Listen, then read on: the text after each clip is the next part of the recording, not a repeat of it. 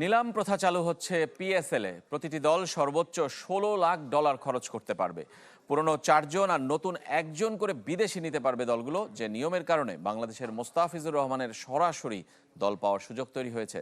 নতুন 2 দলও 4 জন সরাসরি ক্রিকেটার সাইন করতে পারবে। রেইনবো অলরাউন্ডার এক্সটেরিয়র পে বাড়ির বাহিরের দেয়ালের সুরক্ষা নিয়ে থাকুন নিশ্চিন্ত, সাথে পাচ্ছেন 10 বছরের ওয়ারেন্টি।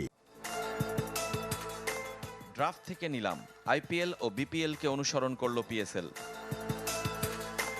গত সপ্তাহের নানা গুঞ্জন ও বৈঠকে প্রতিবাদ, আপত্তি, পক্ষে বিপক্ষে মতামতের পর রোববার গভীর রাতে সিদ্ধান্ত হয়েছে পিএসএল অকশনের।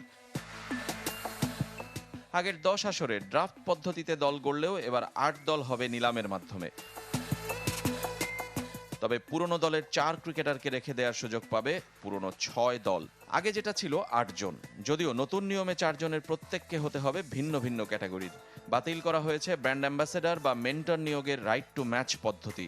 নতুন 2 দল শিয়ালকোট ও হায়দ্রাবাদ সুযোগ পাবে নিলামের আগেই 4 জন করে বেছে নিতে।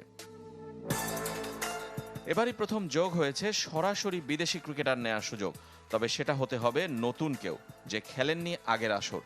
সেই হিসাবে বাংলাদেশের মোস্তাফিজুর রহমানের সুযোগ আছে সরাসরি দল পাবার। টুর্নামেন্টের আকর্ষণ আর ক্রিকেটারদের পারিশ্রমিক বাড়াতেই নিলাম পদ্ধতি শুরু করতে চায় পিসিবি। তাই দলগুলোর খরচের সীমাও বাড়িয়ে দিয়েছে।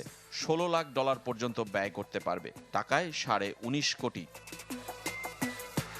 এবার ভেন্যুও বাড়ছে। আগের লাহোর, মুলতান, করাচির সাথে যোগ হচ্ছে ফয়সালাবাদ।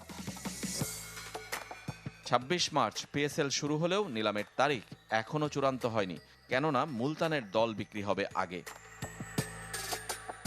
রেজওয়ানুজ্জামান, চ্যানেল 24।